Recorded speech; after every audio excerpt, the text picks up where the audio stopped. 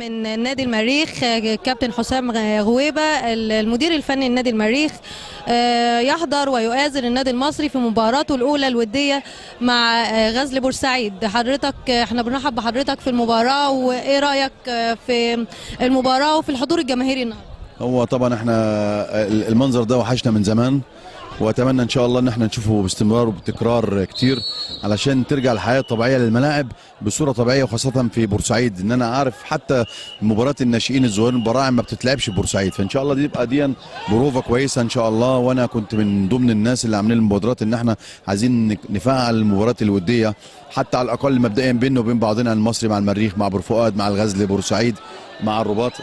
بعد كده يبقى في خطوه ثانيه ان شاء الله ان احنا ازاي نستضيف فرق، او مش هقول نخرج، احنا اول نستضيف فرق في ملعبنا، وعشان يبقى في حته يعرفوا ان بورسعيد تملي طول عمرها مضيافه ان شاء الله باذن الله. وباذن الله ان شاء الله هنخش في المرحله دي الجديده ان شاء الله باذن الله.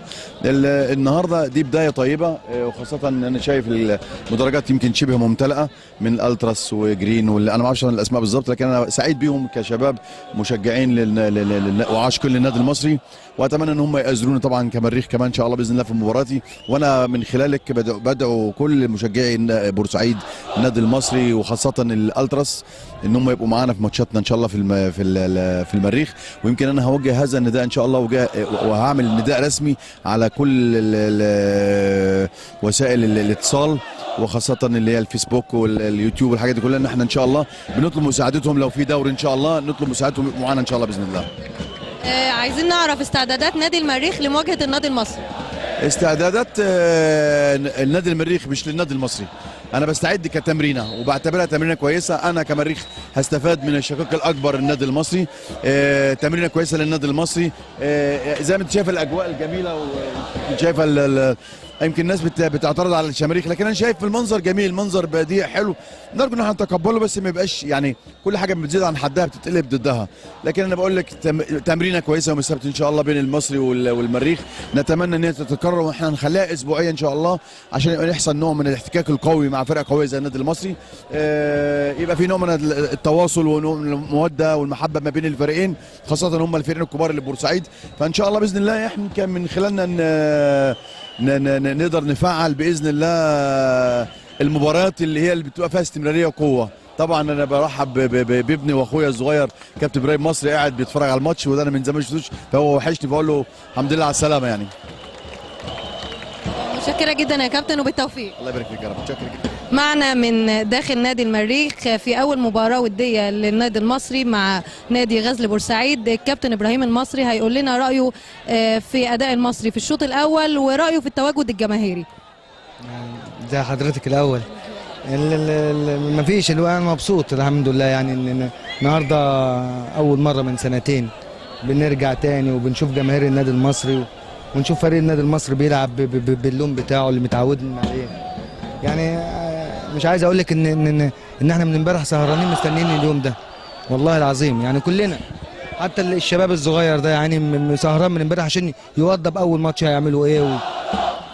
اللي هو عادل غضبان نفس الحكايه، كلهم بورسعيديه وشايلين هم الناس وهم ان النادي المصري يرجع تاني، وان بورسعيد دي تتبرأ من التهمه اللي اترمت عليها. يعني حضرتك شايف ان عوده الجماهير ضروري للملاعب المصريه؟ طبعا. ما ينفعش كوره من غير جمهور، ما ينفعش. كوره بدون جمهور يعني ما فيش طعم ولا ريحه ولا لون ولا اي حاجه ولا حماس حتى للعيبه. يعني تخيل انت ان احنا الماتش ده بيتلعب وما انتش سامع الصوت اللي ورانا ده، قاعدين في صحراء. ما تنفعش. لازم يرجعوا، بس لازم يرجعوا بشكل جديد، بسيستم جديد. يعني انا اتكلم على اللي لينا احنا ما شفناش الالتراس هنا طلع على حد غير لمصلحه البلد. الالتراس ده كان بينقذ مستشفيات، اسال الدكتور حلمي العفني، اسال مدير مستشفى ال سليمان، كانوا بيروحوا ينقذوا الناس، ما عملوش حاجه، شالوا زرزار عشان البلد ترتاح. الناس كلها كانت مشكلتها زرزار، مش كده؟ هاتي لي حاجه الالتراس هنا عملها وحش، وقف مع الناس بقاله سنتين واقف على مبدا. المشكله هي بس ايه، يعني الناس بتنسى حاجات بسرعه، وبتيجي بعد كده تقول ايه، لا دي الناس دي اللي عملت، دي الناس دي وقفت، دي الناس دي بقى لها سنتين كانت بتبات في الشارع. النهارده عدم وجودهم تحس ان مفيش حس، مفيش روح. تخيلي زي ما بقول لك كده، مفيش الماتش بيتلعب ومفيش جمهور، ملوش لازمه الماتش.